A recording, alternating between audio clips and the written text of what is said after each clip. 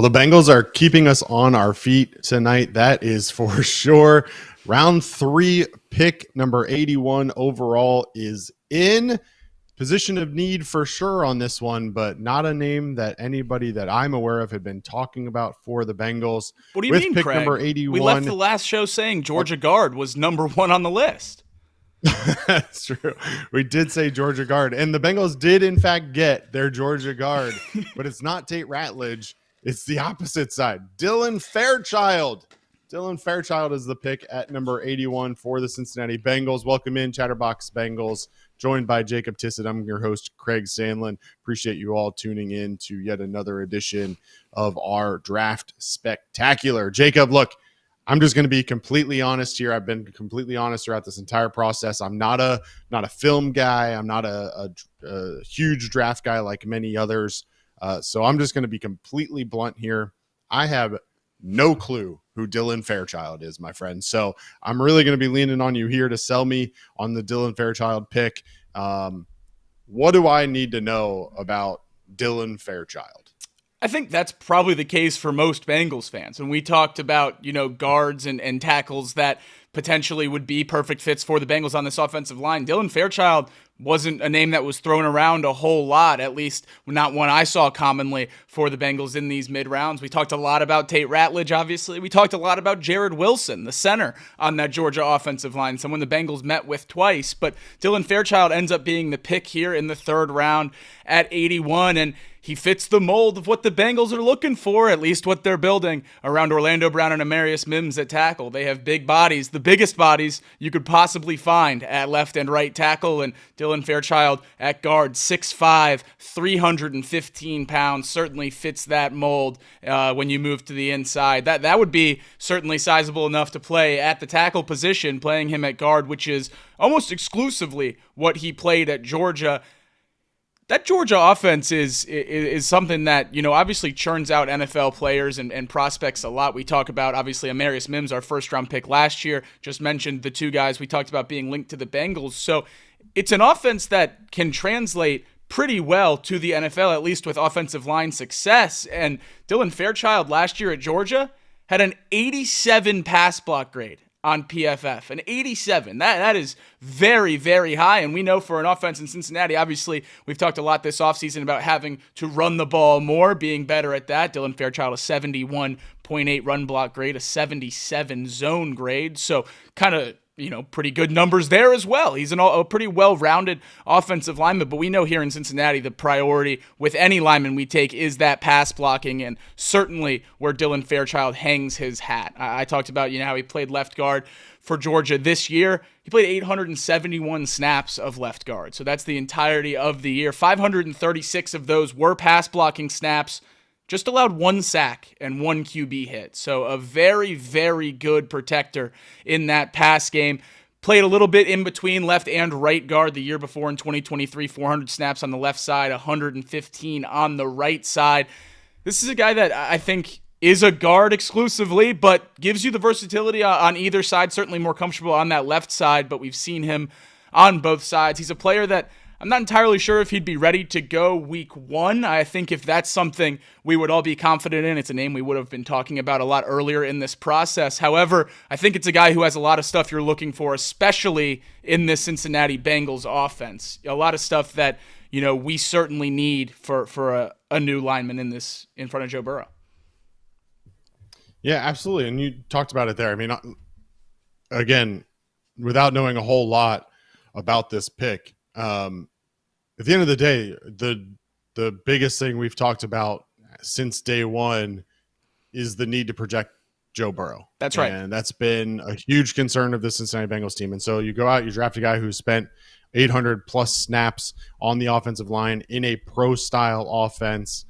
I mean, again, without having seen tape on this guy yet, I tried to find some quickly before we went to record this, and everything was about Tate Ratledge. So I was able to see a little bit when they were showcasing Tate Ratledge, but not a whole lot honed in on Dylan Fairchild. So certainly interested to see how this plays out. And a guy with that kind of experience, you certainly hope at a major program like that can translate in and plug in pretty quickly on the offensive line. But this is a guy who, from a consensus standpoint, is a bit of a reach, Jacob. And there Yes. were other offensive linemen on the board that may have made sense. Guys like Marcus Bo, Miles Frazier from LSU, both Right. on the board. Wyatt And then Milam. even a guy like Charles Grant from William and Mary, who many thought was going to be one of the surprises of this NFL draft, is still sitting there now in the third round. So a lot of options. The Bengals instead choose to go for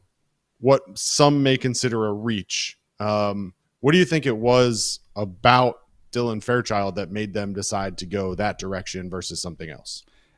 It's a reach on almost any consensus board, but the reasoning I think the Bengals made this is basically what I said right there, and you see it here on PFF's draft profile for Dylan Fairchild. Right there on the right side of your screen, you see the ranking where he is in this interior offensive line class based on a couple pieces of advanced data.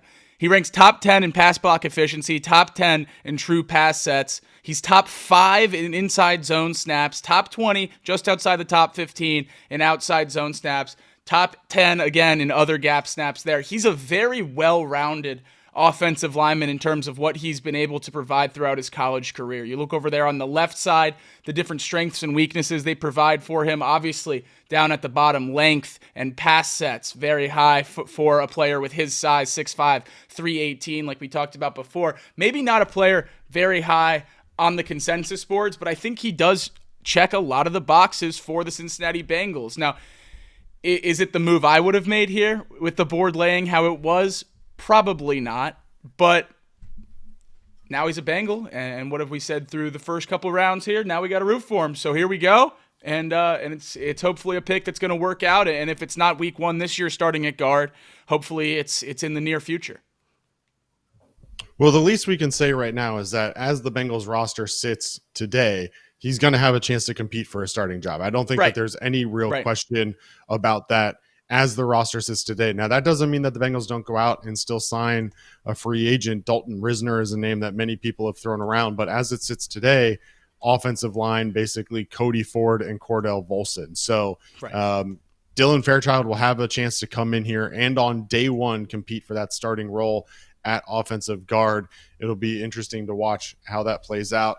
Again, the reports that I'm reading so far, a guy who's been a little bit inconsistent in the run game, but has really been phenomenal in the pass protection. And that's obviously going to be a huge priority for this Bengals team moving forward. So here we are, as at least we think the Bengals are done for day 2 of the 2025 NFL draft. In round 1, they go out and get Shamar Stewart, the edge from Texas A&M. In round 2, they get the linebacker from South Carolina, Demetrius Knight Jr., and now here in round 3 at pick number 81, Dylan Fairchild, offensive guard from Georgia, is the pick. A quote from Dan Pitcher about Dylan Fairchild, this pick here, says he's a player who can come in and compete right away, like Craig just said, and a lot of upside yet to be realized. Seems to be a theme kind of with this draft. We're going to demand it out of him early. We're not waiting. He's going to show up, and the demands are going to be clear, and we're going to ask him to do it right now. So not hiding from anything is Dan Pitcher or this Bengals coaching staff. They know that the offensive lineman they took in this draft is going to be forced to start, play significant time for a team that's trying to compete this year, and they felt that the best opportunity to do that at this juncture was Fairchild. And we'll see. Time will tell if that was the right choice, but certainly, should be a little bit reassuring to those that might not know as much about Fairchild, the player, that the coaching staff drafts him with the thought in mind that he will be starting in week 1, or at least fighting tooth and nail for that job. They're not drafting him as a fully developmental project, even though Pitcher recognizes that he has not reached his ceiling yet. So far through 3 rounds, it sounds like all 3 of these guys, well, Demetrius Knight, 25 years old with 2 kids, maybe not him, but these other 2 guys still have a long way to go to reach their ceiling. And we're looking at, maybe this year being impactful players, but as we move on to the future, maybe losing some of the guys we've come to know and love in Cincinnati. These guys are guys that will continue to progress, get better, and reach their peak when they're forced to slot into more crucial roles down the line in the near future. So we talked about it yesterday a little bit. The question is, does Zach Taylor and this coaching staff have time to allow these guys to develop and become contributors down the road versus getting immediate production in year one? You said it right there. He's going to have a chance. Quote from Dan Pitcher, left guard is absolutely his to win. So Wow. He'll have a chance to come in and try and compete for that, as we said. All right, edge, linebacker, and guard off the board. As we head into day 3, Jacob, 3 picks currently for the Bengals slotted. Maybe they add more, maybe they don't. Obviously, with the addition of a linebacker today, maybe Jermaine Pratt is on the table for tomorrow. But as it sits today, 3 picks. Going and looking ahead, let's talk positions that are still needs for this Bengals team to address as they head into day 3 of the 2025 NFL Draft.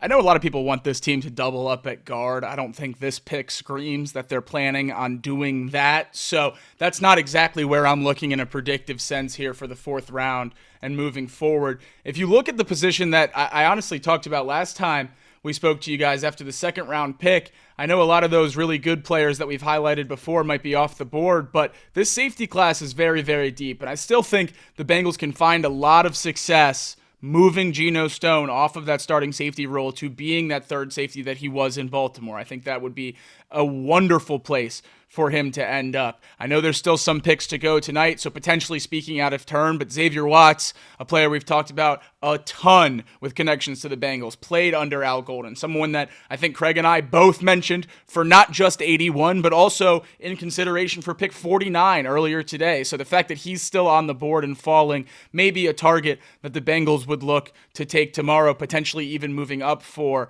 if Al Golden is going to bang the table for someone like him. Lathan Ransom, a 3-year starter at Ohio State, a national champion, maybe adding someone like him to the room late in this draft tomorrow can be a good pick. Malik Verdon is a freak athlete out of Iowa State, adding someone that might be more of a developmental pick in that safety room. If you do have more confidence in Geno Stone, I would like that pick a lot as well. I think an interesting position for the Bengals is certainly tight end. We talked about it a little bit in the 1st round with Tyler Warren and Colston Loveland, but I think the Bengals would have a lot better time building their roster if they just switched that TE next to Mike Gesicki's name to a WR, because he doesn't really play tight end. He's the slot receiver. He's the Tyler Boyd replacement. And I think the Bengals could really benefit from drafting more of a true tight end here in the later rounds in day 3 of this draft. Obviously, Eric All was going to play that role this year, but coming off an ACL tear, you can't have any confidence in him returning to any sort of form this season. So the player I'm circling is Jalen Conyers from Texas Tech. I really like him later tomorrow. A lot of the other targets have went earlier than expected, but I think this tight end class is very, very good. Looking elsewhere on the defensive side of the ball, interior defensive line, I think, is one that's hard to address because the Bengals need something very specific. You believe in Chris Jenkins, you believe in McKinley Jackson, at least to a degree as run defenders. So that's not really something that you're interested in targeting here, a player that's strictly a run defender on the inside. That's why we really highlighted the Walter Nolans of this class, the TJ Sanders of this class, because they're true 3-tech pass rushers on the inside of this defense, and that's something that's so hard to find. Now, there's not a lot of those guys left in the late rounds of the draft. Someone that's very, very interesting is Deion Walker from Kentucky. He's a player that was hurt in his last year playing in the SEC, didn't put together great production, but the film before that is truly great, and he tested really, really well this offseason. Ty Robinson from Nebraska was very successful, and then CJ West, the interior defender from Indiana, obviously led that defense to a playoff. He tested very, very well at the combine. Bengals obviously prioritizing a lot of athletes on that defensive side of the ball, so maybe a player like him would be interesting as well. JJ Pegues is a fun player right there in the middle of that list from Mississippi. He also worked out at fullback, so if the Bengals think they have more of a luxury with a speed rusher at the defensive tackle position, taking him could be really fun to get creative on offense as well. That would certainly be an exciting pick for Bengals fans, but I still think there's a lot of options for the Bengals. That's the amazing thing about coming into the draft with the roster construction that we had after free agency. You make 3 picks and you still feel like you have a long way to go.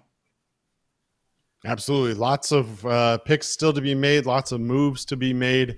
And Jacob and I will be here to recap them all for you throughout the rest of the weekend and beyond. I really appreciate you all tuning in. And of course, be sure to tune in on Saturday for live reaction of Bengals picks on Saturday as well, live from Green Bay. For Jacob Tissett, this has been Chatterbox Bengals. I'm Craig Sandlin. Appreciate you all tuning in. Make sure you get all the chatter on Cincinnati sports from Chatterbox Sports on YouTube, x.com, Instagram, TikTok, and wherever you get your podcasts. Until next time, Hoo day. Go ahead.